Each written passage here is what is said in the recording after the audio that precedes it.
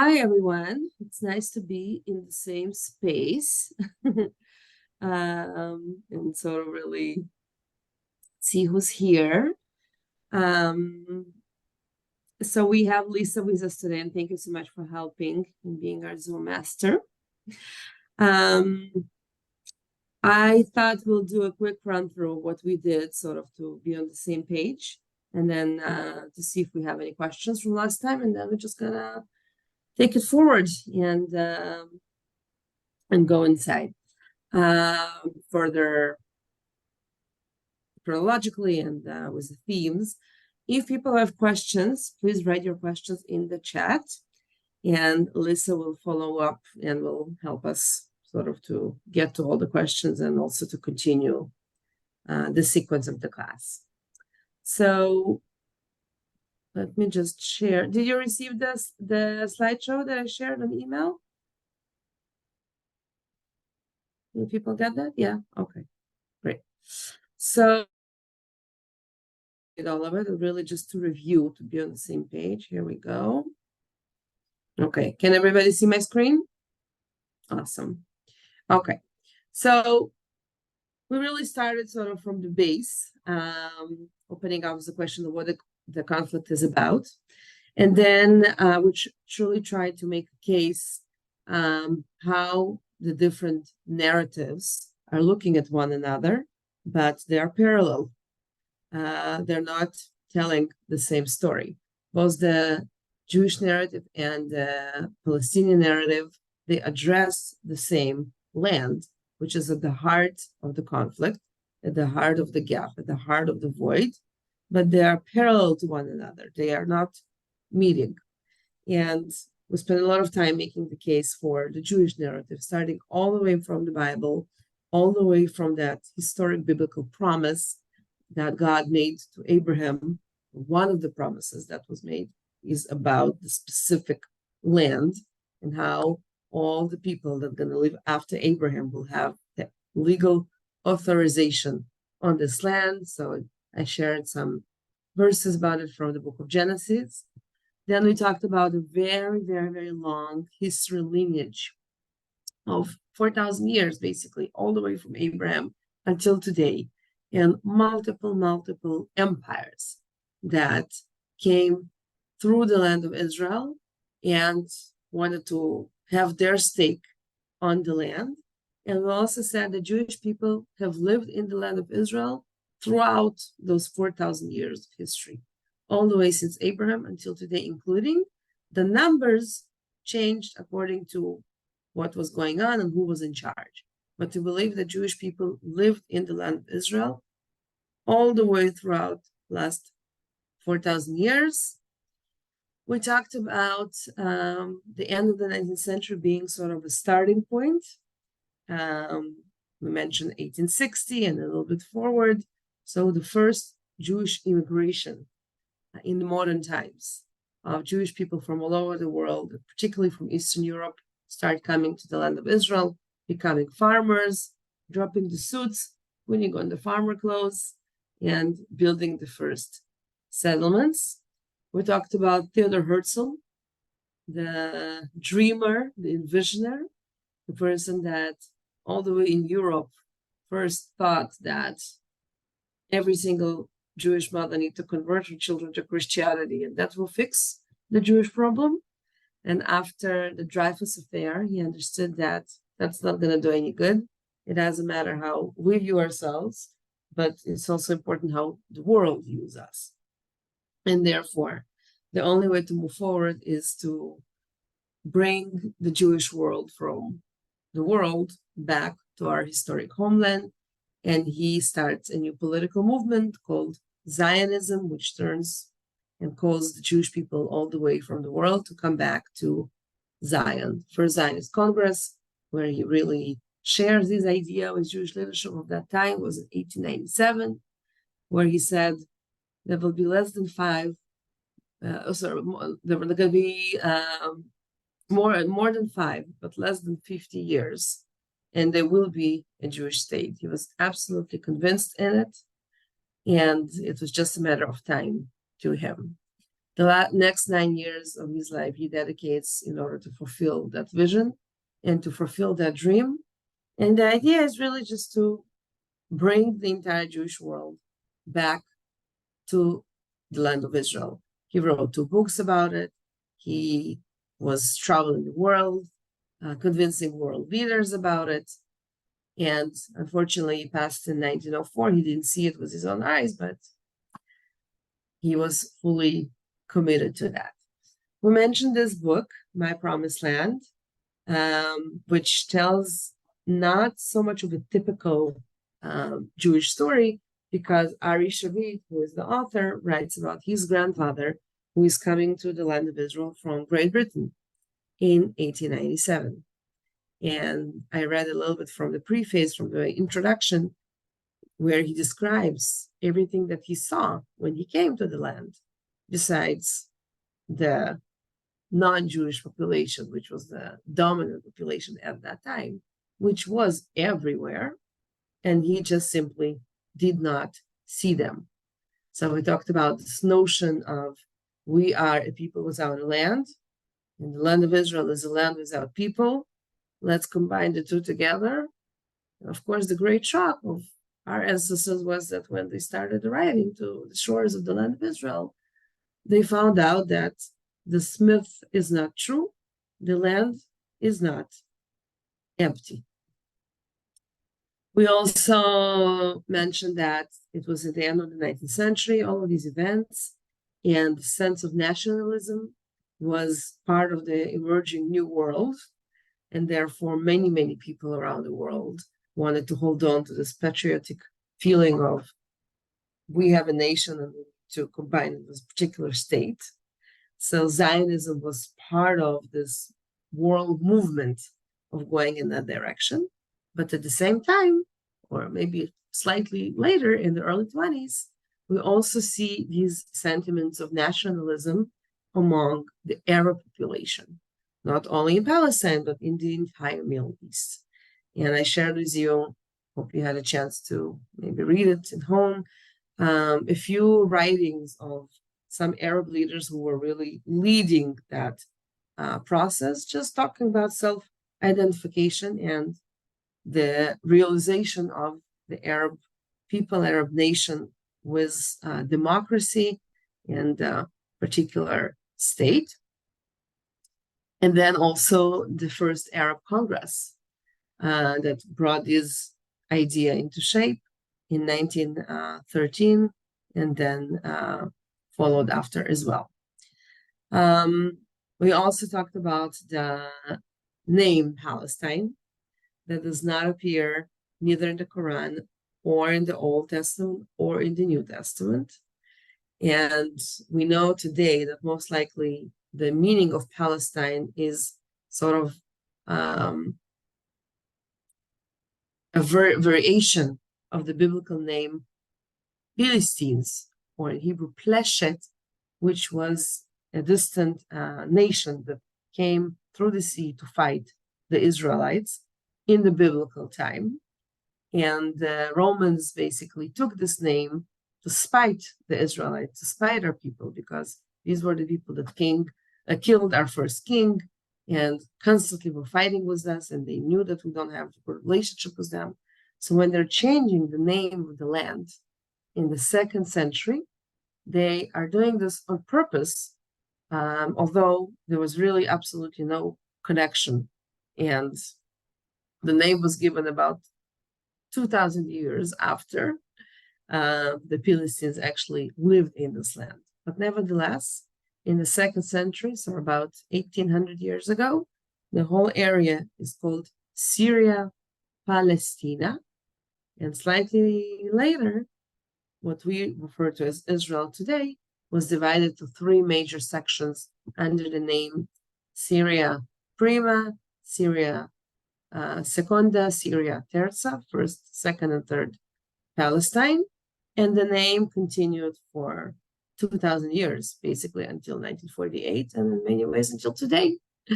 Particularly during the Ottoman time, it was called Ottoman Palestine, and then British Palestine under the British Mandate, and so on. And then lastly, we wanted to build up the parallel narrative, and that is the narrative of the Palestinian people. And this is very, very important for us going forward. And so we said that the people that lived in the land that now is being called Palestine for 2,000 years, they were the Palestinians, same as the people in America are Americans, and those in Germany are Germans, and those in Italy are Italians. So all the people that lived in this land for 2,000 years, since the land received the name Palestine, were called Palestinians, and therefore it does not describe any particular ethnic or religious group. It's just a definition of a location. The other thing is that the Arabs themselves don't call themselves as Palestinians. It was never a self-identifying word. They identified mainly religiously, so therefore Muslim for most of them, Christian for a minority group. They also identify themselves as part of their family. So, for example, the Husseinis or the Nashashibis. And they also identify themselves according to this place that they were actually living. So that's for example, Jerusalemites if they were in Jerusalem.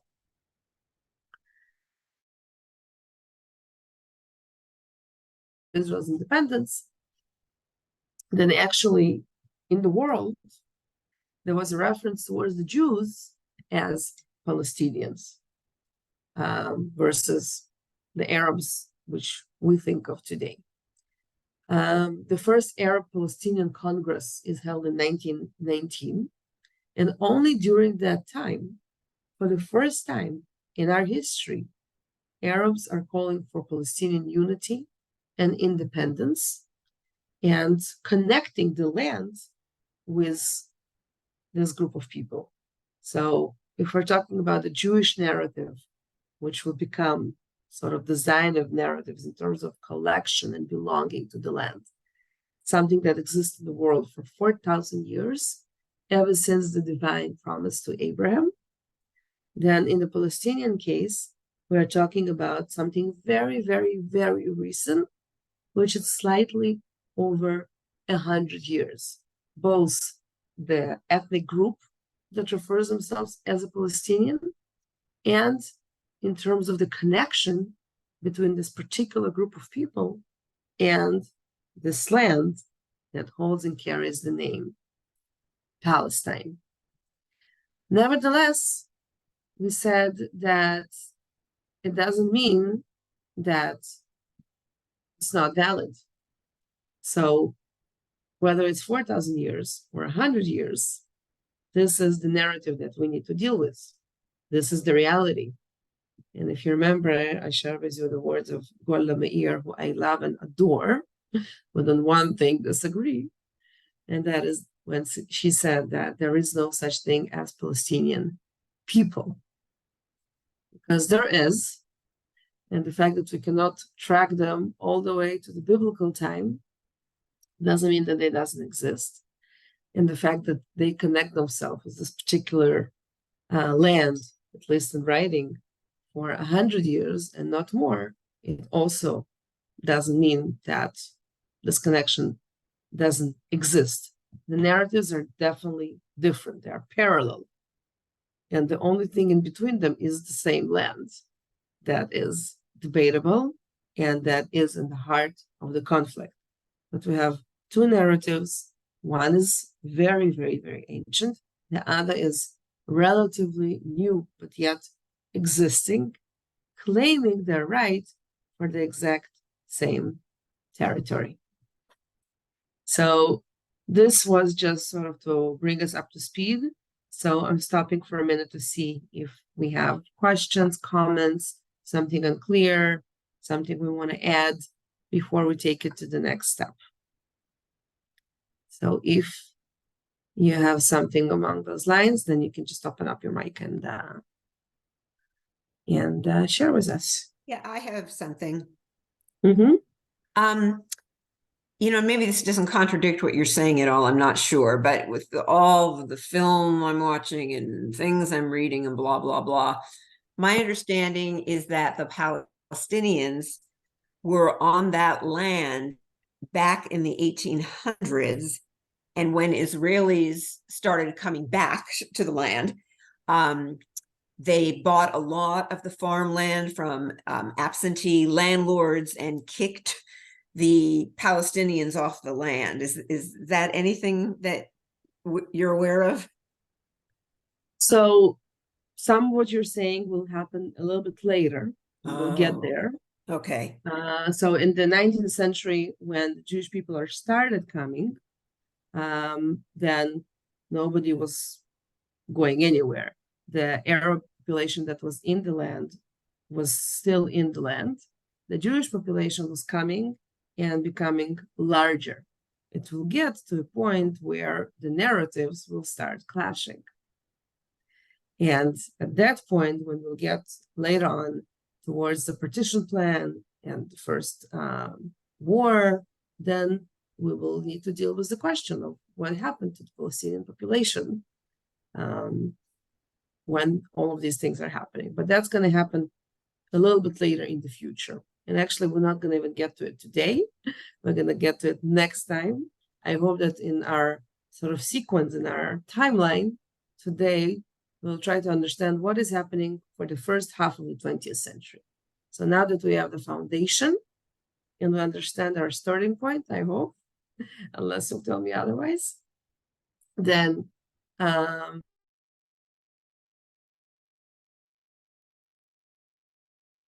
all the way until the big UN partition plan of 1947. And then next time, we will continue from there, and then your question will be spot on. Just before just 1 second, Bobby. Lisa, can you please send the Zoom link to Daniel Pullman? Absolutely. Do you have an email address? Daniel who? Pullman. Let me see if I can send you the number. Yeah, just text it or WhatsApp it, and I'll do that. Okay, beautiful. Thank you. Okay, Bobby, go ahead. So we start by saying the validity of our being on the land is that God promised the land to Abraham. Now, I have some difficulties with that. I see the Bible as a moral book to learn from, but not. I have trouble with saying God promised that land to us, because you have to do you have to believe in God? I mean, that's kind of an amorphous, kind of odd source of legitimacy, or at least I have some trouble with that. Could you expand on that, or just somehow discuss it further? Because it doesn't. It's nice. I'm Jewish. I'll accept that, but it doesn't. I don't quite buy it as being legitimate enough. Yeah, thank you. Fair question. I think it opens up sort of two windows that we'll not necessarily go into right now. One is a theological window in terms of really sort of having faith and believing. And actually, it's connected to the second window, and that is how do we view the Torah? Do we view it as a history book, or do we view it as an ethical book? Or do we believe that every word that is in the Torah actually the word of God and it actually happened? Or do we view it as a history book, and then we also sort of filter ourselves in terms of what we believe that happened or didn't happen? And these are important questions. They're big questions that we're not going to go into right now. But the concept is that in Judaism, we have a bunch of things that sort of bind us together. We have our faith, we have our land, we have a language, we have traditions, holidays, and so on and so on. And this is one of the things on the list that makes us who we are. If you believe it or not, that piece I cannot decide for you. I'm using sort of the divine promise as part of the narratives that connects us to all of these things and connects us to God and connects us to the Torah itself.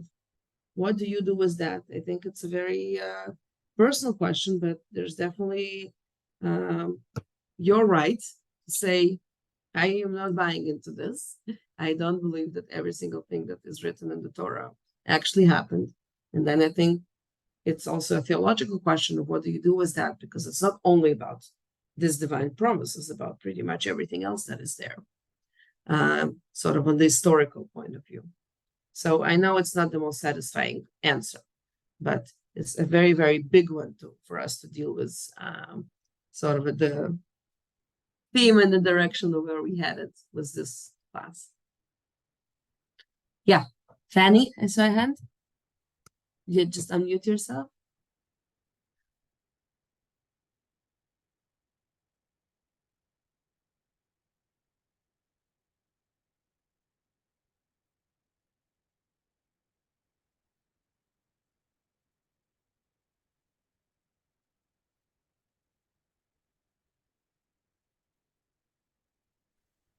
Mom, do you see the unmute button? It should be on the bottom, the little microphone. Hit the microphone. I just sent you a thing to unmute. We'll get there.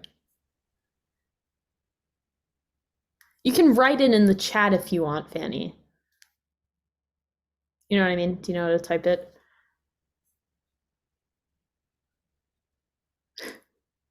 Okay, do we have other, while she's trying to figure it out, other questions or comments, or we can move forward?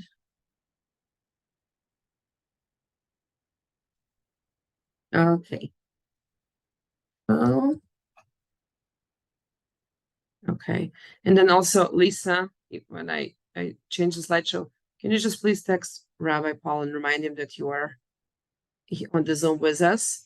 And Absolutely. if other people have difficulties to get in, so they can text you and you will send them Yes. the link, because he's writing me and it's like on my other phone, and I got you. that's a home thing. Okay. All right, beautiful. So let's move on. And again, here, moving forward, if you have questions as we go, please write them on the chat. If you don't know how to do that, then of course, open up the mic, ask away, and we'll try to go as far as we can. Okay, so we're gonna look at several maps today. Okay.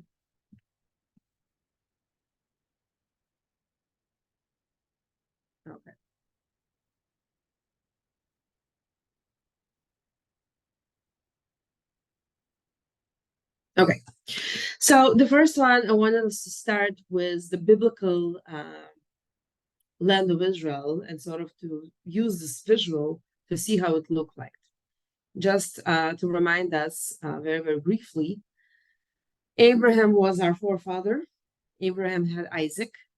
He also had Ishmael, but put that aside, we will talk about him. But right now, just stay with me, please, and we'll do the lineage that started with Abraham, Isaac, Jacob. Jacob had 12 sons. There was a famine in the land.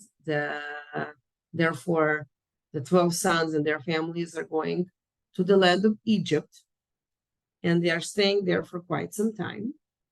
And 400 years later, we're no longer only talking about 12 sons and their families, but we're talking about 600,000 people, and they are now called the 12 tribes.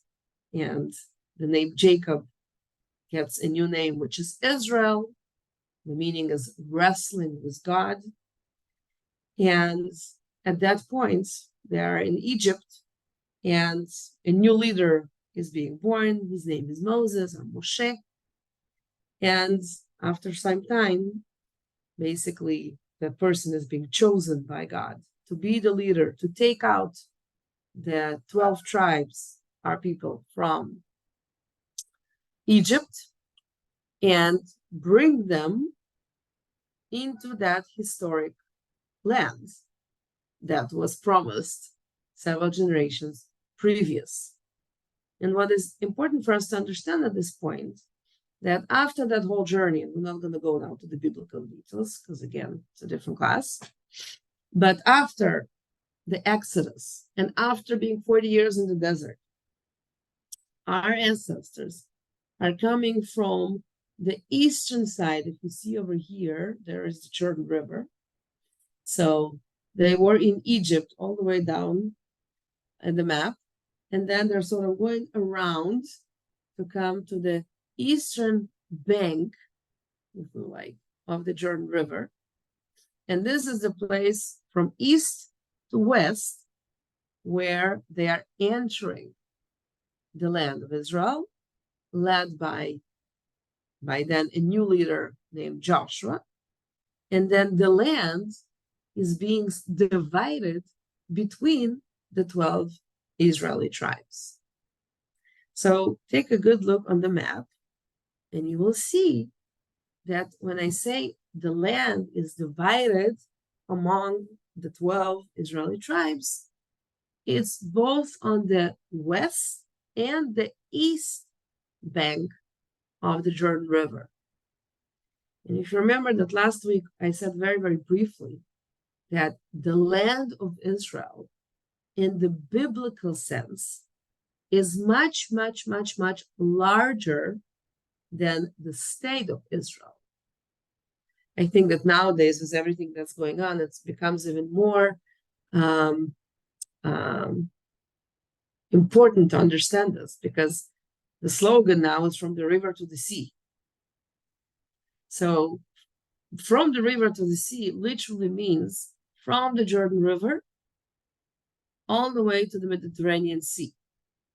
But in the historical context, it was much, much, much wider, because the land of Israel referred to was not only from the river to the sea, because it was also east of the Jordan River. And you can see that we had 2.5 tribes of our nation that received the land from God. Again, going back to Bobby's questions, if we believe that that is history. On the eastern bank of the Jordan River, we have the tribe of Gad, and we have the tribe of Reuven, and then we have the tribe of Manasseh, which is split between the east bank and the west bank. And then all the other tribes, they are located on the western bank of the Jordan River. This is a very, very important piece of information to put somewhere in your head as we go forward. And then the next thing is still in the biblical time. See, when we enter this promised land, and the land is being split between the 12 tribes, it took some more generations to go forward until the 12 tribes were united into one kingdom. That was done 3,000 years ago by King David. So between Abraham and the divine promise to the actual time that there is a people that is entering the land is approximately 500 years. And between the point when the people are entering the land and being united into one united kingdom, which is called Israel, and that was done by King David, is additional more or less 500 years. So now we are approximately 1,000 years before the Common Era, or 3,000 years from today. And then we have another very, very important historic situation. The kingdom of Israel is being split into two. The northern part, and this is what you see in green, remains, it gives the name the kingdom of Israel. And it had their own capital city and full independence. And then the southern part, which is in the green, in the orange, is the kingdom of Judah, that had Jerusalem as their capital. And these two entities are living side by side for a very, very, very long time, surrounded, and you can see it very clearly, with many different foreign nations that the Bible is referring to. We have the Edomites and the Moabites and the Nabateans, and here we have the Philistines to mention over here in the south, and so on and so forth. And basically, most of the extended books of the Bible is talking about numerous, continuous, ongoing wars between Israel and Judah, and between Israel and Judah and all these foreign nations around. You can even see some of the names of the cities that we know until this very day. If you're looking on the coast of Israel, you can see Akko and Jaffa and Ashdod and Ashkelon and Gaza. Look at this. Gaza has one of the most ancient ports into the land of Israel. And of course, in the north, Beirut, Tyre, Sidon, which is Lebanon of today. And if you look over here, we have Jerash, which is in country called Jordan of today. So this is sort of another layer. Moving forward, here we have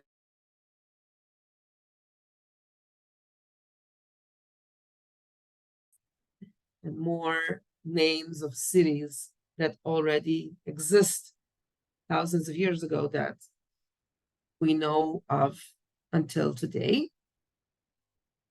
And then let's take a view of how the land of Israel looked like under the Romans. So we said that the Romans are the first one that are using the name Palestine. Here we are. And then they are adding the division to Palestine, first, second, third. And again, here's the Jordan River. Palestine is also on both banks of the river. You see? We have cities, Roman cities, on the western side and on the eastern side. So moving forward from the biblical times, both areas on both sides of the Jordan River were part of this entity that is now also called Palestine. Going forward, although there are about 1,500 years in between, but we're going to make the jump anyway. Under the Ottoman rule, same story. Here is the river. You can identify it by, this is, I hope you see what I'm pointing. The Dead Sea is at the bottom, and this is the Sea of Galilee. So here is the Jordan River. And again, we have areas west of the Jordan River, and we have areas east of the Jordan River, all part of the same entity called Palestine, and it's under the Ottoman rule. The Ottomans are the Turks that dwell here for 400 years. And then we're making a jump to the decline of the Ottoman Empire. If you remember last time, I think I said that it starts really at the middle of the 19th century was the War of Crimea. And I even mentioned that I used the year 1860 as a starting point, because in 1860, the first thing that happens is that we have European presence coming into the land, using this very narrow window of opportunities that the Ottomans were going down and they had great financial issues and they needed money. So European countries are coming and they're purchasing land. And on that land, they're starting to build hospitals and hostels and schools and hotels and so on. And the decline of the Ottoman Empire comes really at the end of World War I, which is at the beginning of the 20th century, 1914 to 1918. And something really interesting happening as a preparation to the war and then inside the war. And that is the fact that Great Britain was one of the big European powers fighting the Ottomans and putting it to their goal to bring down the Ottoman Empire to a complete end. But what did the Brits knew about fighting in the Middle East? It wasn't called the Middle East, yes, but they needed help. And similar to many other times in history,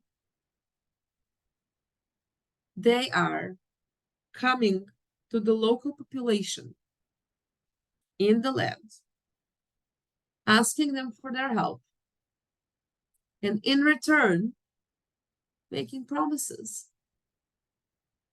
And again, maybe one day we'll do a course about the full history of the land of Israel, and we will see that it happened before.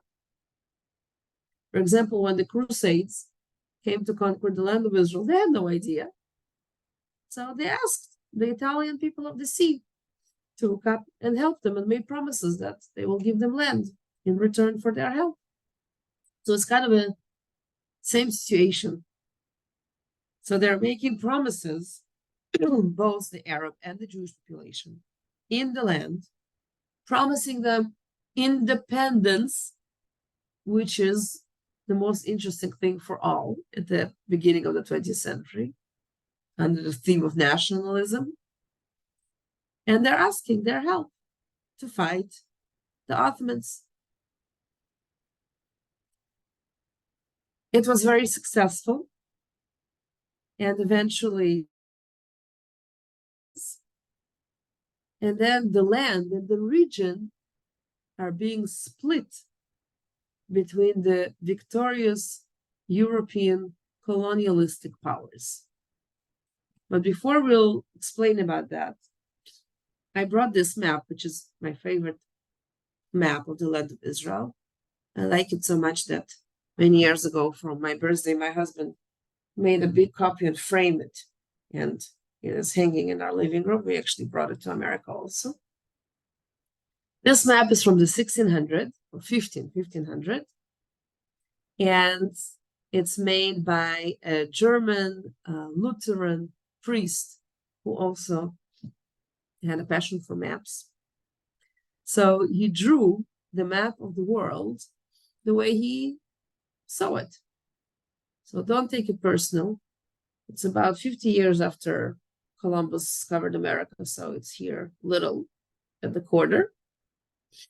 But when we talk about the ancient world, we really talk about the three major continents, which is Europe, Asia, and Africa. And actually, I'm just gonna stop the share for a minute. So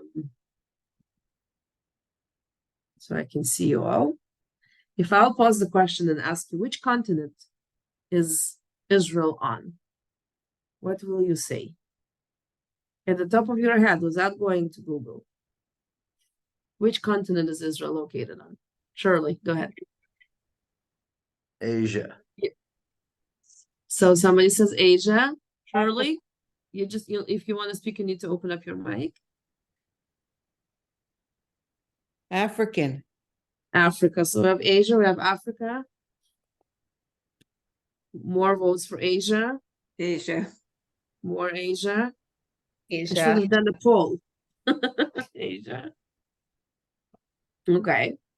So it's an interesting exercise, right? And if you will go to the internet and you'll ask Dr. Google, then the answer will be Asia. But that's not the right answer. The right answer, Nancy put in the chat, is none, which is very true.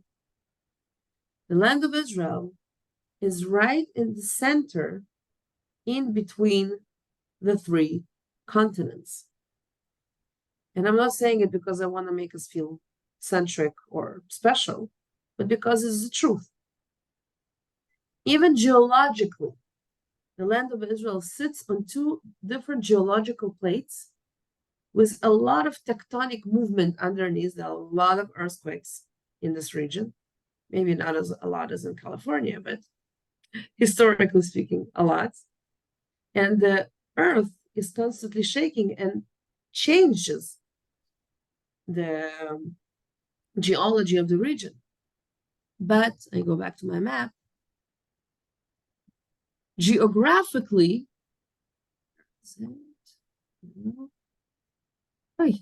not the right direction. Oh. Geographically, the land of Israel is right here in the middle between Europe, Asia, and Africa.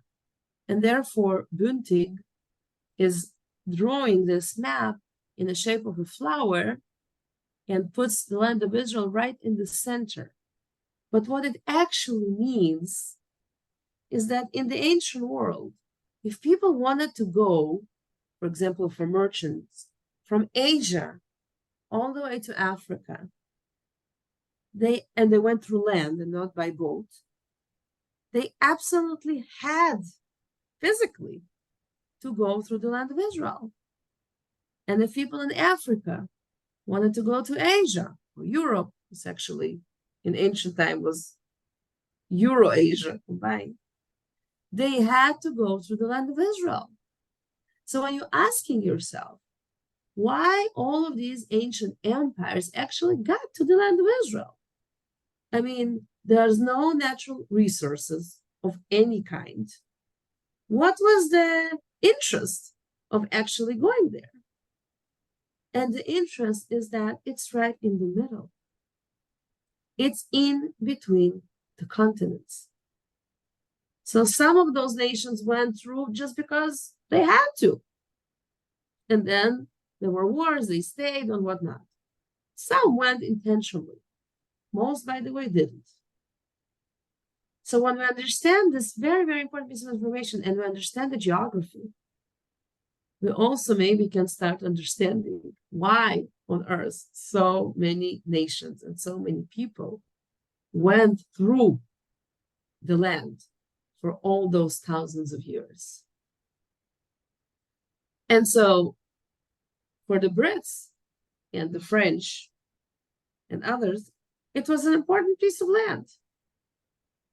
They wanted to have it, and they needed help of the local population to achieve it.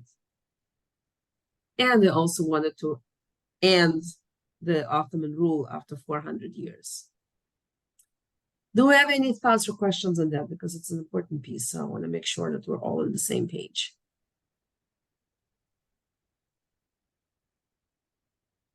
Okay, cool. So let's look at some of these promises.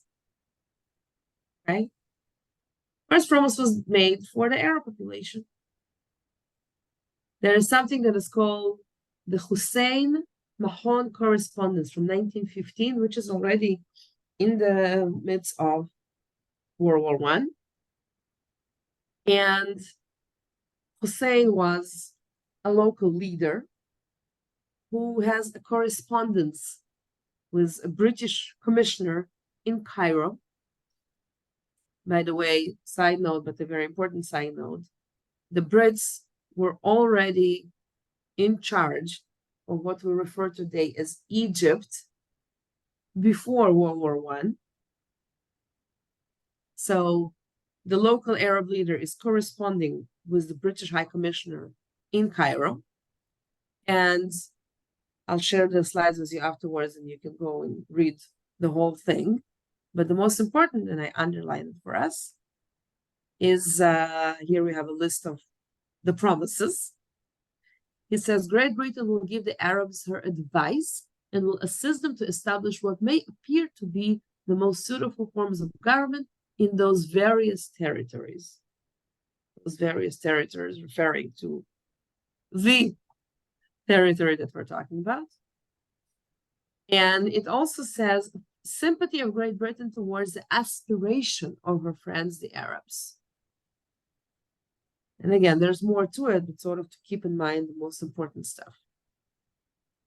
So this is the promise that was done to the Arabs. The promise that was done to the Jews is called the Balfour Declaration. The Balfour Declaration, named after Lord Balfour, who was the high British leader, who promised the Jewish people to build a national home connected in the geographic territory of Palestine. 1917.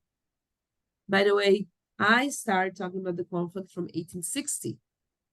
In many history books, if you're going to go and do your own research, you will see that the starting point, because, you know, anytime we teach about a war, a conflict, there needs to be a starting point. So it, of course, depends who tells the story. So in many books, you will see the reference, the starting point is 1917, which is the Balfour Declaration, which is when the Brits promised the Jewish people that they will help them to establish a national home on this territory called Palestine. And that is a very, very important promise. I even put the exact wording, which is really interesting. It says, His Majesty's government, and this is my favorite piece, view with favor the establishment in Palestine of a national home for the Jewish people. These were the exact words. So we have here two promises done by the same colonialist Western power, which is Great Britain, to the two indigenous, if you like, population of the land that they have interest in conquer. The Arab population and the Jewish population basically were promised the same thing on the same territory. And our goal moving forward will be to see what happened to those two promises made to those two people. But before that, let me go and describe the division for a minute. The Turkish Empire at the end of World War I is done. And it was epic. After 400 years, nobody controlled the land of Israel for so long. Nobody. 400 years is a really, really, really big chunk of time. After 400 years, the Turks are gone. And we have two European powers, each trying to get their hold of the ground. One is Great Britain, and the other one is France. Both had ministers. One was called François-Georges Picot on the French side, and the other one was called Mark Sykes on the British side. The two gentlemen, look at the map of the region. By the way, the Ottoman Empire was way, way larger and wider than Palestine, Israel on both banks of the river. It actually had all of the countries that we put together today under the title of the Middle East. And actually, here's a very interesting thing.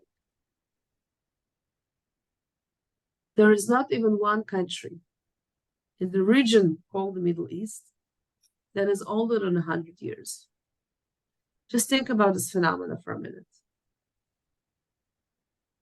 The Middle East is the most interesting region in the world for people to follow. So if you're listening to the news on any channel, on any language, at least once a day, you're going to hear something about the Middle East. You agree? And there is not even one country in the Middle East that is older than 100 years. Every single country in the Middle East of today is a young country. When we talk about Israel, Jordan, Lebanon, Syria, these are all countries that were formed in the 1940s. Every single one of them. When we talk about Egypt, it has 10, 15 more years. But there's not even one country in this whole area that was formed earlier, because they were all formed after the collapse of the Turkish Empire. Because until 1918, they were all part of the Ottoman rule. And then in 1916, France and Great Britain inherit, so-called, everything that was part of the Ottomans. And what do? They split it.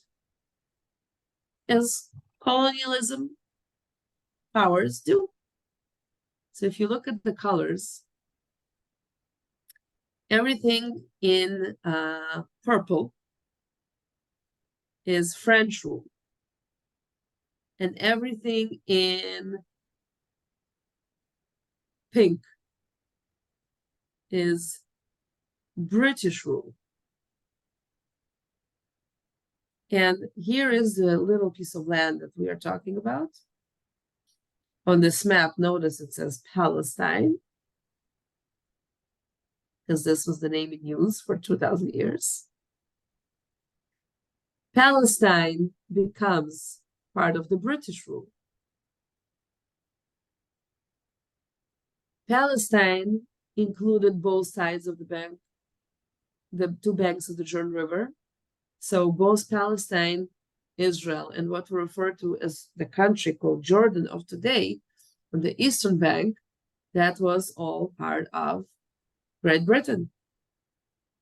But over here in the north, the countries that exist today, named Lebanon and Syria, they were part of the French. And what's important is that when these two gentlemen, Sykes and Picot, made the division of the Middle Eastern region, they did not take any important ingredients into consideration. What do I mean by that? Topography, geography, waters, any other resources, and maybe the most important piece is people that live in particular areas. They did not stop to think, are those people meant to live together or not? Just to give you an example, a country called Lebanon. A huge Muslim population and a huge Christian population were put together. They were not destined to live together. They were suggested with a structure. There will be a Muslim prime minister and a Christian president, and every few years they're going to swap. And they actually tried to make it work from the 1940s all the way until 1975. But it was like a boiling pot waiting to explode. And it did. In 1975, we encountered a dramatic civil war in Lebanon, which destroyed the country called Lebanon to the core. Same story is happening in Syria. It is all part of that very, very not intelligent, put it lightly, division of the Middle East between the French and the Brits that only wanted to divide the territory and say, this is you, this is me. Notice that both of them are long gone from the region, but so many of the issues that the region is dealing with until this very day is because of that very not intelligent decision-making process during the Sykes-Picot Agreement, which divided the Middle East and later on made them countries. This is a very, very important point, my friends, because of course, Israel-Palestine is a big part of it. The second point I want to make here is that none of the borders that the state of Israel is using, claiming, protecting today, international borders, were defined by the state of Israel.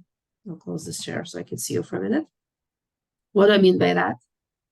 Israel has countries that we share border with. On the north, Lebanon and Syria. What serves today as the international border between Israel, Lebanon, and Syria was not defined by any of these countries. Why? Because when that border was defined, none of these countries existed. The international border between Lebanon, Syria, and Israel to this day goes back to 1916 Sykes-Picot Agreement. When Sykes-Picot drew a line between France and Great Britain saying, you go until here, I go until here, that became later on the international border between Lebanon, Syria, and Jordan until today. If we take example from the southern part of Israel, the border, the international border between the countries called Egypt and Israel was defined in 1906, when the Brits were already sitting in what today is called Egypt. And in Palestine, it was still the Ottoman Empire. The Brits wanted to stop the Ottomans from going south into the Suez Canal. So they drew a line and said, up until here. And that serves as the international border between these two countries until this very day. Do you know any other country that did not get to define its own borders in the modern time? I mean, it's unbelievable. And it again goes back to the Sykes-Picot Agreement. And later on, of course, the establishment of all of these new countries, and that includes also Israel. Let's go forward. Here's another map. So after the Sykes-Picot Agreement, Palestine, Israel, was divided and went into the hands of the Brits. And you can see that they control both sides of the bank of the Jordan River. In fact, Jordan was a country that was created by the Brits. It was created first in 1923 and gained full power independence in 1946. The people that now became the new landlockers as that was happening were Bedouins. The Hashemite tribe of Bedouins coming from Saudi Arabia, going a little bit north, ended up in this area over here, east of the river. The Brits decided to give the sheikh of the Bedouin tribe a land, putting borders on it, and later on declaring independence. And now, of course, we need to understand what the British mandate is doing with their mandate over Palestine. So we talked about the promise to the Jews, which is the Balfour Declaration. 2 years later, there was another agreement called the Faisal-Weizmann Agreement in 1919. Chaim Weizmann is Dr. Chaim Weizmann, by the way, the Nobel Prize laureate for chemistry, and the person who would become the first president of the state of Israel.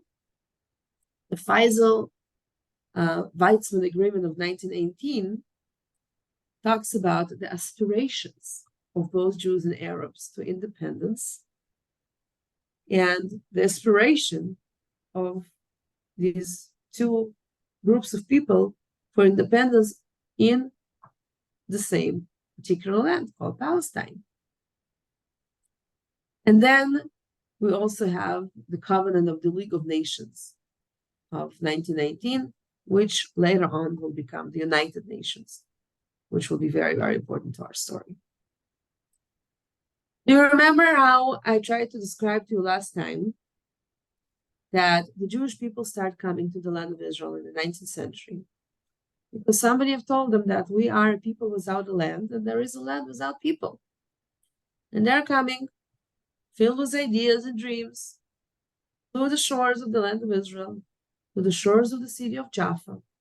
And when they get there, they step ashore and they look around and they understand that the land is not empty.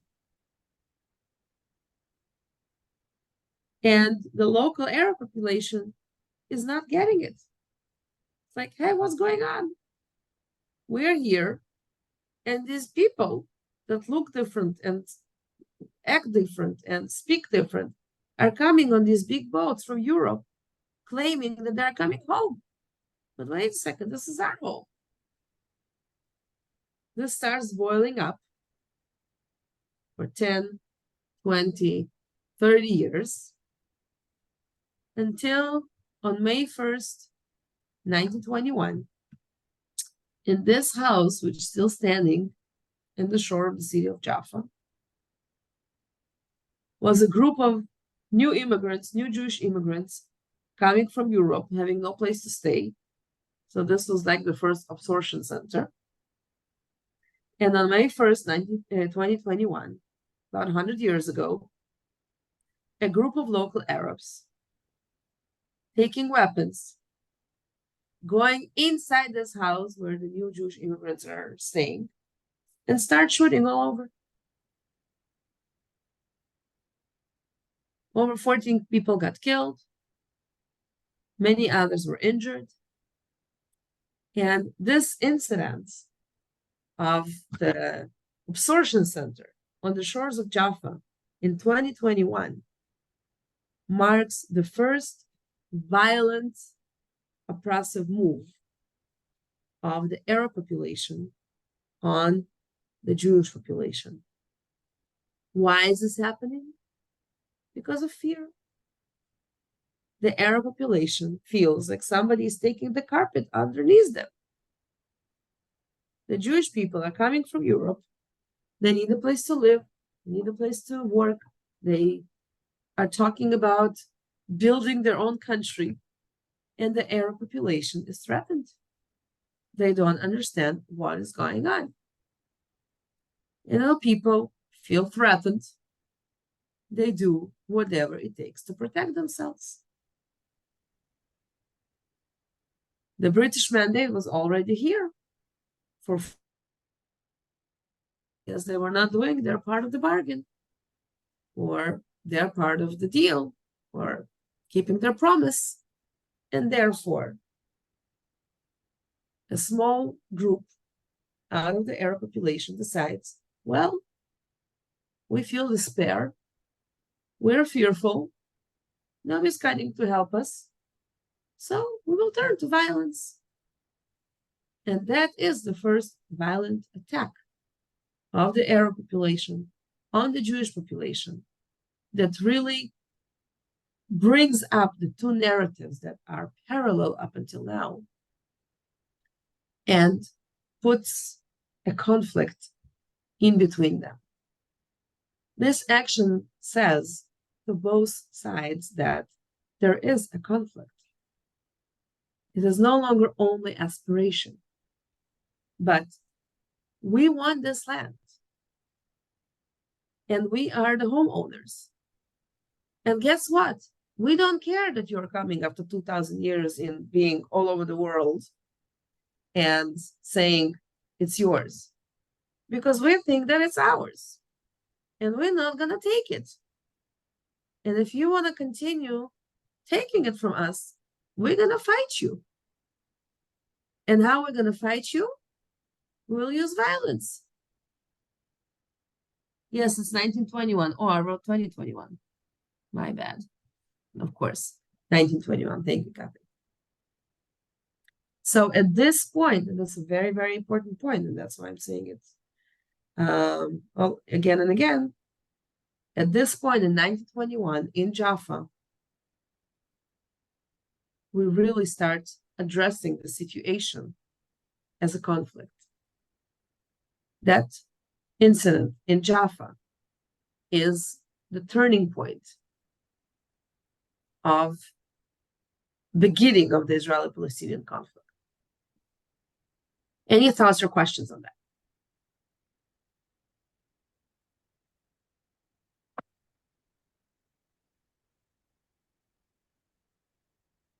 No? Okay. So let's take it forward. Let's talk about some sequences. We're not going to go now into details, but to keep a big picture in our mind of what is happening from that point onward. And all of these things are happening parallel. The Jewish people continue coming. They started coming in the end of the 19th century. Every 10 years, approximately, we have a new wave of Jewish immigration. Let's make sure we all understand the words. Of course, when one group of people is moving from country to a country, or not even a group of people, individuals moving from one country to the other, we use the word immigration, which is the right word. However, in the Jewish sense, we really don't say immigration when a Jewish person comes to Israel. If a Jewish person goes from anywhere else in the world to, let's say, America, it's immigration.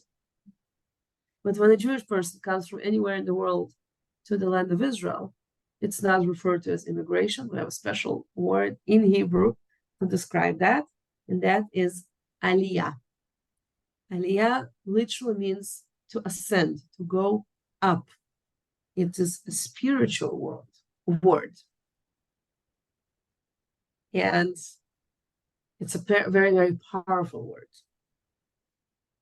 So in California, it's still November 15th. I'm in Israel, so for me, it's already Thursday morning. But November 15th is my Aliyah anniversary to Israel. So yesterday for me, still today for you, I celebrated 33 years of my Aliyah to Israel. And for me, it's like a second birthday. And for many, many people, it is like that. So this is a very, very important word to understand going forward until today. Jewish people don't immigrate to the land of Israel. Why? Because we hold on to the divine promise made to Abraham 4,000 years ago. And we view it as our birthright. And therefore, it's Aliyah. Jewish people that come as Aliyah to Israel, they don't ask for citizenship.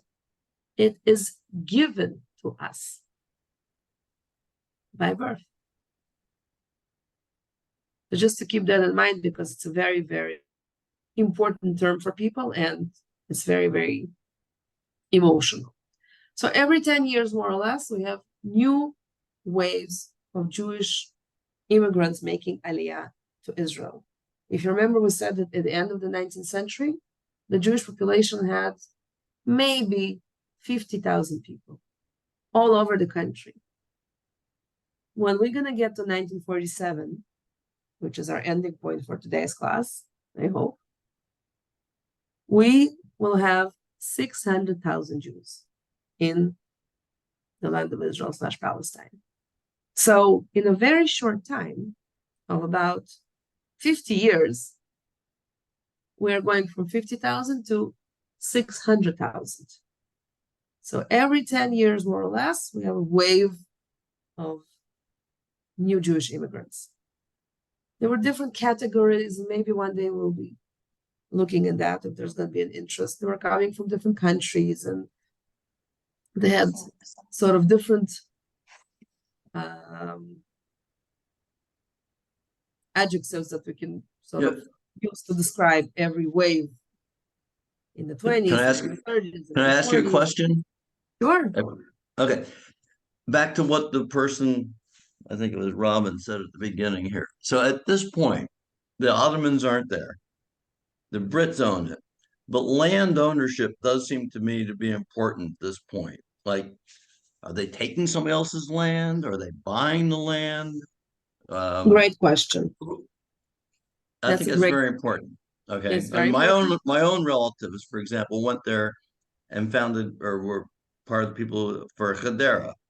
And my myth is that they drained the swamps and all this stuff and so forth.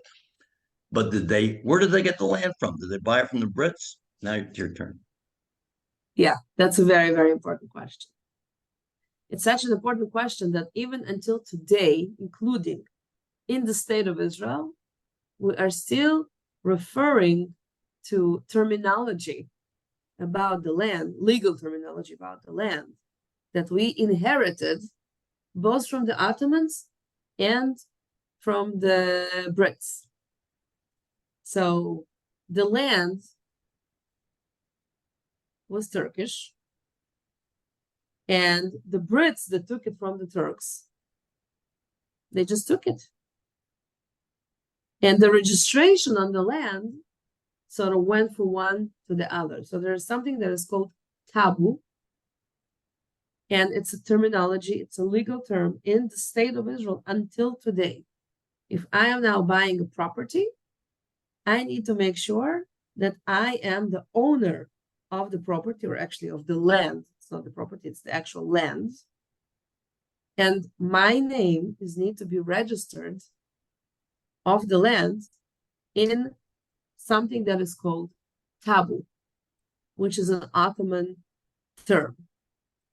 The Jewish immigrants that are coming here at the end of the 19th century and forward, they are buying the land from the Turks.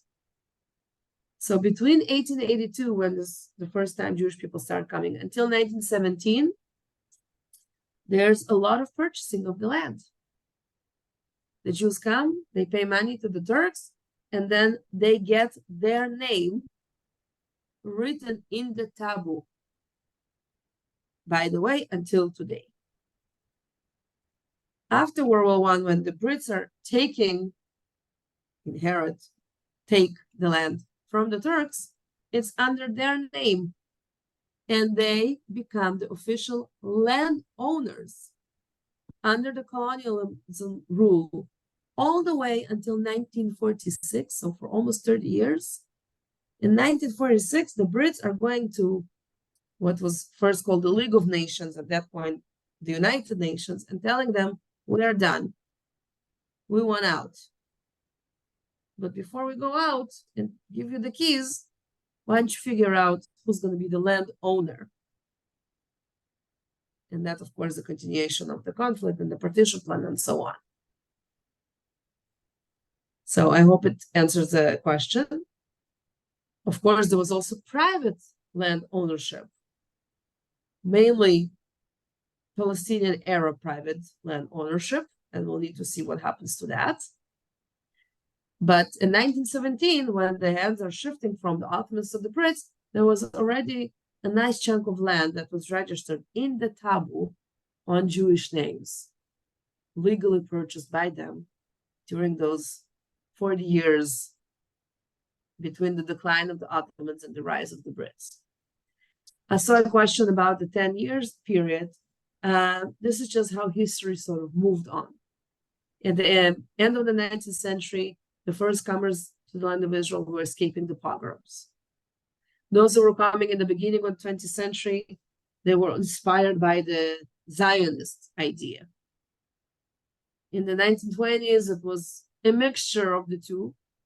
In the 1930s, most of the people who were coming were German Jews, escaping Nazism. In the 1940s, very few were coming, but those who did were escaping the Holocaust.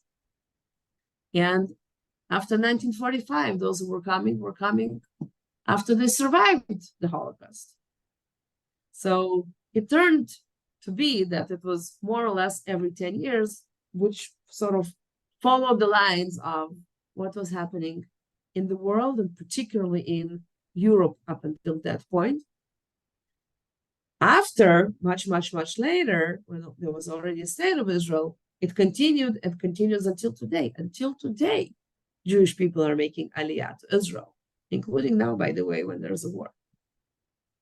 And then you can see other groups of people. For example, in the 50s, when all the Arab countries in the Middle East threw the Jews out, then in the 1950s, the main Jews that are coming are from Morocco, from Yemen, from those countries. And then from the Soviet Union, then from Ethiopia. So it really sort of follows what is happening in the world.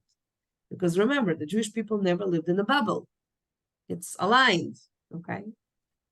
Let us go a little bit forward because we have 13 minutes and I want to get us hopefully until 1947. So Jewish Aliyah in waves, going all the way from 50,000 to 600,000 in 1947. Violent conflict that started in Jaffa in 1921 continues and grows.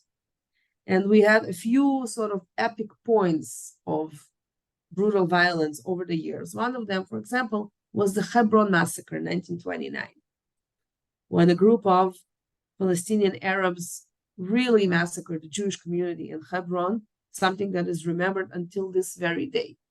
I brought that as an example.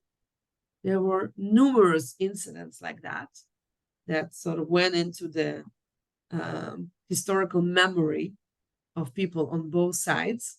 But I bring it as an example for us to remember that during these years, 1917 going to 1947, there is an ongoing, growing violence from the Arab Palestinian population that wants to fight the growing waves of Jewish immigration. In their mind, the more violent attack they're going to create, the fewer Jews are going to continue coming. It is not exactly how it's played out for them, but that was the mindset. We're feeling that everything is taken from us, we're going to fight back. But it doesn't stop the Jewish immigration. So these two things are happening simultaneously. More Jews continue coming. By the way, the Jews are still a minority. That's very important to remember. We started as a minority point at the end of the 19th century. And even in 1947, we are still a minority. But we are a larger minority because we keep coming and the Palestinian Arabs keep fighting, all at the same time. Another thing that is emerging, the Jewish people start building up military groups. Now, we don't have a country yet and we don't have an army, but the Jewish people understand that if the ongoing violence from the Arab side is growing, somebody needs to protect the Jewish growing population. And therefore, there are underground military groups. Why underground? Because the boss is the British mandate. But the British mandate is failing to protect the Jewish population. So if they are failing to protect the Jewish population, then the Jewish population needs to protect itself. How are you going to do that if you are not in charge? You go underground. And I'm sure some of you heard about organizations like Haganah, Etzel, Lehi, the Irgun. This is where it all comes up. Later, when there will be a state of Israel, 1948, all of these groups. But in the meantime, they are the militant groups that were formed in order to fight the Palestinian Arab population who is growing violence, and later on also the Brits, because the British mandate did not keep their promises, by the way, to any of the populations. They did not keep their promise to the Arab Palestinian population, and they also did not keep their promise to the Jewish population. Words, words, words, words, words. But at the end of the day, they are seeing what's happening. First, they're trying to pick a side. Then they are numb. Then they are definitely in favor of the Arab population and very much not in favor of the Jewish population, but none of the promises was kept.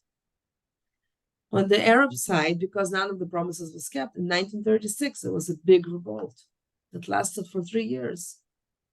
How did it look like? Violence. How else did it look like? Protesting. How else did it look like? Demonstrations and strikes. Difficult years. Another thing that is happening in the sequence, emerging leadership from both sides and connections with the outside world. For example, Haj Amina Husseini, who was the Mufti, the head of the Jerusalem Husseini family clan, who was a very prestigious family, and they sort of, in a way, held the leadership, is building a partnership and a relationship with Hitler. And that makes it very, very clear for the Jewish population who is who. And they need to reinforce themselves and fight back.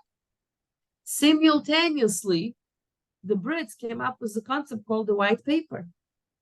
The White Paper is a document putting a borderline in terms of numbers on the Jewish immigration to Palestine. So they are basically telling the Jewish people, you cannot come here as many as you want. We need to keep a status quo here, so we're going to monitor that. There were 3 of these documents that came out in the 1930s. The last one actually came out in 1945, which was at the end of World War II, which was the most horrific one because the Brits were fighting with the Allies countries against the Nazis. They were among the armies that released some of the camps. They saw with their own eyes what the Nazis did to our people. So one would think that they would see that and they will reinforce Jewish immigrations to Palestine after World War II. But actually, the White Paper that came out at the end of World War II was the most horrific one and put very, very, very big limitations on Jewish immigrations. So this is, again, showing the Jews, they're not with us, they're against us. Not only that they did not keep their promise from the Balfour Declaration, but they're also limiting us coming here before and after the war. So I really put it here on the list. We will understand that it's not either or. These are all processes that are happening in the same land from all directions, all at the same time, simultaneously. More people, more Jewish people are coming, and therefore there's more violent resistance from the Arab population. The Jewish people building army groups to protect themselves, and the Arab Palestinian population is fighting back even further. They are making connections with Hitler, who is plotting to come to the land of Israel and to continue what he's doing in Europe. And the Brits definitely chose a side with the White Papers limiting Jewish immigration. All of it is just boiling, boiling, boiling, boiling, ready to explode. And in the midst of all of that, the Brits are not stupid, and they understand that nobody's going to join hands and sing Kumbaya. And therefore, as a colonial, as a power, they did have an attempt to figure it out and solve the situation. How? They look at the land, they look at the people, and they say, hey, you don't want to live together? Do it. Let's divide the land, each of the groups, a piece of it. And on that piece, you can do whatever you want. Even declare independence. And it's very important to understand this concept. Because before we'll get to the partition plan of the United Nations in 1947, there were other partition plans. 1947 was the last one. It was not the first one. And it's important to understand. The first partition plan was actually already done in the 1920s, when the Brits started to understand what is happening. As they were suggesting how to divide, they were looking at the numbers.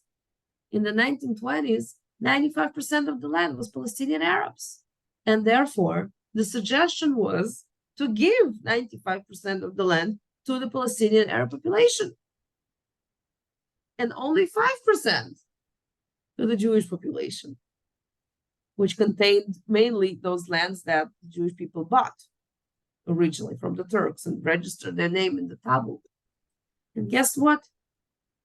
When the suggestion was 95% to 5%, the Jewish people said, yes, we take it. And the Palestinian people said, Palestinian Arabs said, no way. It's either all or nothing. Please remember that. Because when you hear today, from the river to the sea, Palestine will be free, this is what it means. When the Palestinian Arab population had a chance to form their own independent country on 95% of the land, they said, no, it's either all or nothing. So when in 1937, under the Phil Commission, 80% of the land, which is everything that you see here in green, was offered to the Palestinian Arabs, and 20% only, which is the yellow, was offered to the Jewish population. The Jewish people said yes. The Palestinian Arabs said no, from the river to the sea. So, of course, if the answer was no to 95% of the land in the 1920s, and the answer was no to 80% of the land in 1937, the answer continued to be no when we get to the big partition plan of 1947, when it was more or less 50-50. We will learn about how it was offered to be split up and what's in it and why like that and not any other way next time. But this is a big concept that I want us to really hold in our head, that there were several offers to divide the land. And this is plain history. It's not just me being biased. It's the truth. And any history book will tell you that. The Jewish population always said yes. And the Arab population always said no. The Jewish population had courageous leader, David Ben-Gurion, that said yes, even when it meant that it will be a very small country, even when it meant not to have Jerusalem in that country, even when it meant that it's going to be very far from perfect. But very far from perfect is better than not having it all. And the Palestinian Arab side always said no to 95%, to 80%, to 50%. And the slogan started, continued, and still is, from the river to the sea. It's either all or nothing. So you can understand that when on October 7th, 2023, a violent group emerges and goes up and using so much violence against the Jewish population, it's a direct continuation of the same narrative that evolved in the first half of the 20th century. Go into the details of it as we're going to continue with the course. Thoughts, questions, remarks? I have a question. Go ahead. So, was the basis for the no's at every step of the way a combination of religious, historical? What was the main, or is there a main party line? So I'm going to ask you, as difficult as it is to put religion out of it. Religion is not part of the Israeli-Palestinian conflict. I will say this again. I'm a rabbi, I'm allowed. Religion is not part of the Israeli-Palestinian conflict. It is used by religious groups, by the way, on both sides, to make the conflict more complicated and more zealot than it already is. The conflict is about the land, the ownership of the land. It's about who was here first, it's about who the land belongs to, and it's about who is the owner of the land. In the Palestinian worldview, Palestinian Arab worldview, they are the owners of the land. This is their home. There's no other place for them to go to. They have been living here. By the way, nobody can say exactly how long, which is an interesting point, but nevertheless. Some will say 100 years, some will say thousands. Some will go all the way back to biblical times and will say we're the descendants of Ishmael, the firstborn of Abraham. You're talking about a promise? Hey, we are the firstborn. Some will bring in Islam in the middle. So I promise you, if I'm going to have a panel and I'm going to invite 10 different historians who learn the Palestinian Arab history and their connection to the land, and I'm going to ask them two questions. One is, what is the origin of the Palestinian people? And two, since when there's a connection between the Palestinian people and the land called Palestine? We're going to hear 10 different answers. I guess that's what's so frustrating for me as I'm trying to process and digest it all. Like, what would a group of, Palestinian Arabs who are trying to grapple with it in the same way that we are objectively find or, have the conversation that we're having? Where does that? Right. So there are two things, and it's very difficult to do. Very difficult to do. The conflict is about the land. Full stop. It's about the ownership of the land. And in our eyes, we are the owners of the land. In their eyes, they are the owners of the land. And in the second level, we were able to share, or willing to share, and they weren't. Full stop. There's many, many complexities to this conflict. But at the core, that's what it is. The Palestinian Arab population says, from the river to the sea, Palestine will be free because they view themselves as the land owners, the only land owners, unwilling to share. Into that equation, you can put many different things. Religion is one of those. But that is supplementary. But the land ownership is the essence. The second piece that maybe for us is a little bit more challenging, or a lot more challenging, not only for us, for all the Jewish people in the world, but clearly for those who live in Israel. That's the piece about the connection to the land, sort of from the historical point of view. And again, this is what I started with last session. There are two parallel narratives. The Jewish narrative is 4,000 years old. It's easy for us as Jews to talk about the origins of the Jewish people and also about the origin of the connection between our people to this particular land. The Palestinian Arab population, they try to, but there's no evidence there. Not to the origin of the people as a date when that happened, and definitely not about the connection to the land. And here's the difficulty for us.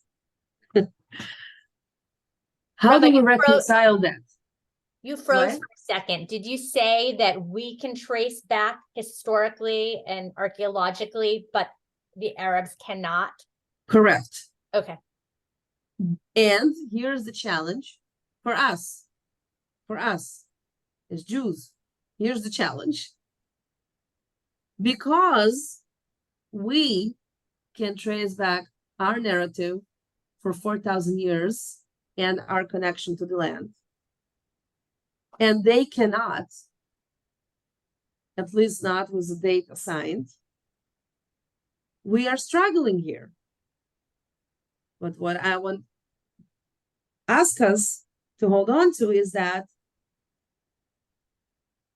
maybe we cannot track it 4,000 years into the past. We definitely can 100 years into the past. And this is the thing, and we'll end with that. For the last 150 years, everything that both parties were doing is trying to prove their own right and their others wrong. This is what we've been doing for 150 years. We are coming to it saying, for 4,000 years we have this land. It's ours. And they're coming saying, screw you, it's ours. Minus the 4,000 year piece. But it doesn't matter. Because this is their truth. Whether we agree with it or not, it's not really essential, to be honest. Because that's the truth that their narrative holds.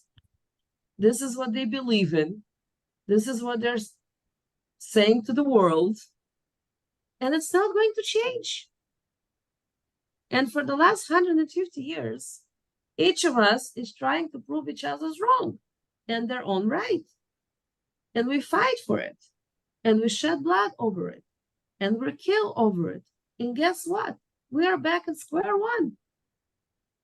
Only 10 times worse.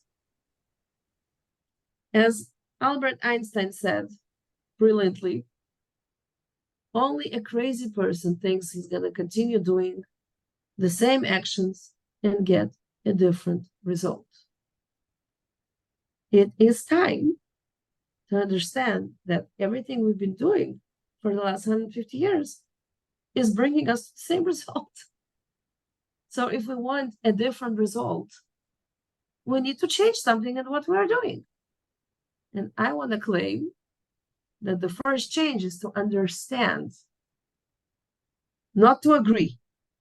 No need to agree, but to understand where the other is coming from. So for our side, it is true that we hold a very, very ancient narrative, and we don't see that necessarily on the other side. But it doesn't mean that if it's not ancient, it's not existing. There is a group of people, of several million people, we can talk about the numbers next time, that claims their ownership of the land. And they are not going anywhere. So what do we do with that? Can we find within ourselves the ability to understand that without agreeing? And then to act from that place for different actions that will hopefully lead to different results. But having said that, we also need to understand the history the way it is. On the piece that we were willing to share. And unfortunately, they were not willing to share. Which is also an understanding of how did we find ourselves in the place where we're at right now. There's a lot more to it. But these are the foundations. Let me just see the questions because I don't want to ignore. The Brits were not letting Jews in. I was born in France, and my parents were only able to get to Israel after we got our independence. Yes, so this is part of the white papers that I mentioned. The white papers during the 30s and the 40s were putting a big, big, big limitation on the numbers of how many people from the Jewish community could come up. So that is part of it, basically what you're saying. Thank you. Hamas just wants to rid the world of the Jews. Does it really have to do with the land?